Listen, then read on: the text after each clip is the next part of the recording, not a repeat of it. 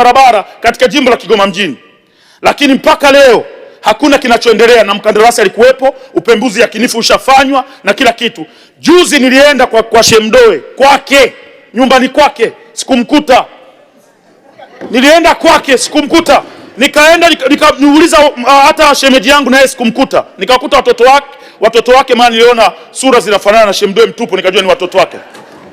Lengo niko nataka nikakae na Shemdoe tuongee kifamilia kuhusiana na barabara za Kigoma mjini. Jimbo la Kigoma mjini ndio jimbo la mjini ambalo lina barabara za vumbi kuliko jimbo lolote duniani, sio Tanzania, dunia nzima.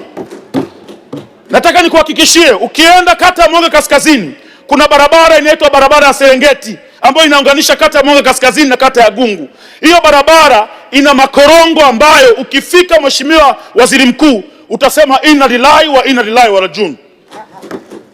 Ukienda kata ya Buzebazeba kutokea uwanja wa Lake Tanganyika, ukipita barabara hiyo ambayo inaenda kuconnect mpaka soko la Buzebazeba, ina connect kata ya Rusimbi, ina connect kata ya Kasingirima, ina connect kata ya Majengo, ina connect kata ya Machinjioni.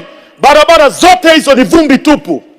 Ifikia hatua mtusaidie watu wa Kigoma, na sisi tupate barabara ambazo zitaenda kuchochea maendeleo ya mji wetu.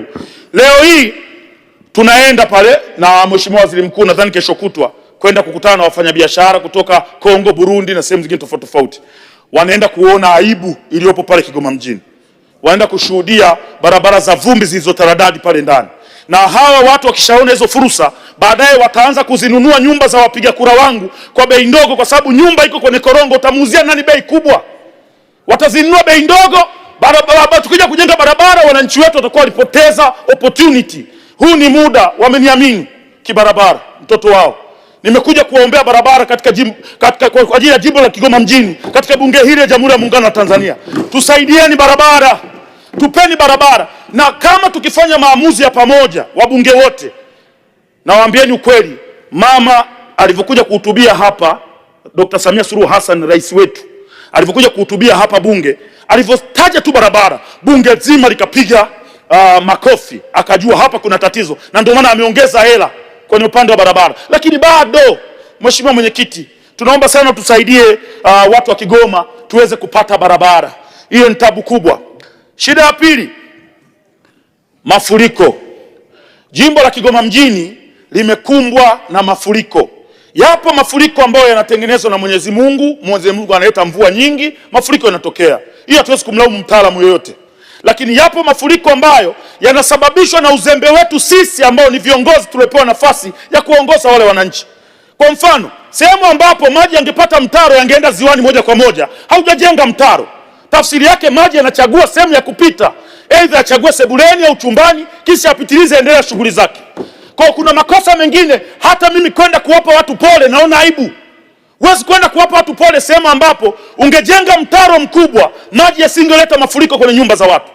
Siwezi kwenda, na ukimwona waziri anakwenda aende yeye, wakamzomea yeye mwenyewe.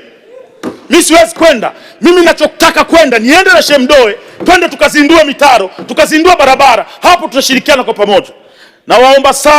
Namuomba sana Mheshimiwa Waziri Mkuu atusaidie watu wa Kigoma tuweze kupata barabara. Lakini pia swala la mafuriko ya bwawa la Katubuka. Kuna bwawa linaitwa Katubuka. Hili bwawa liko miaka yote tangu tumezaliwa, halikuwahi kufurumia kiasi kile.